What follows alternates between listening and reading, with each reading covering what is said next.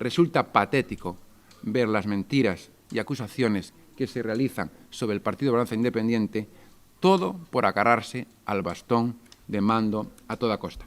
Queremos dejar claro nuevamente que nunca hemos coaccionado a nadie. Y hablando de coacción, todos nuestros concejales, ya que se está diciendo por parte del señor alcalde, tuvieron total libertad para decidir si apoyaban el acuerdo o no, si lo firmaban o no. No entendemos la postura, es decir, de nuestra compañera Tania Redondo, quien acudió sin ningún problema a firmar la moción de censura, pero ahora tiene dudas de si formará o no parte del nuevo Ejecutivo. Y lo que sí nos parece bochornoso es ya la actitud del señor Furones.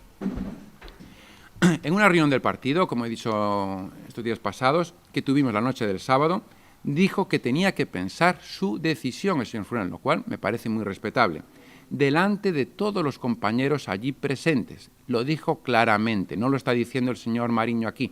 El señor Furones dijo claramente que lo iba a pensar. Si uno piensa, en ese momento delante de todos los compañeros, creo que queda respondido que no hubo ningún tipo de coacción.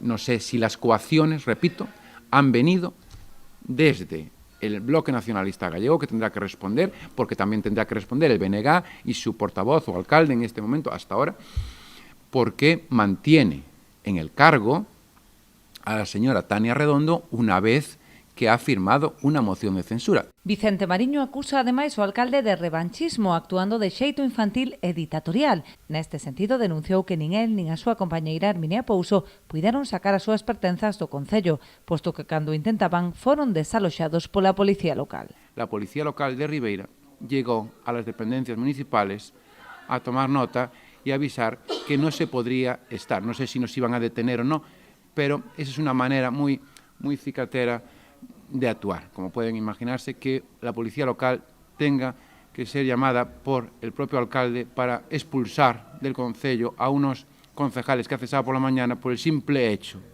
de ir a recoger un material de trabajo.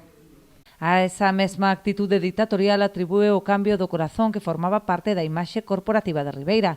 Esta mañá os operarios municipais traballaban no cambio deste símbolo por unha B, recuperando o topónimo oficial que establece a normativa.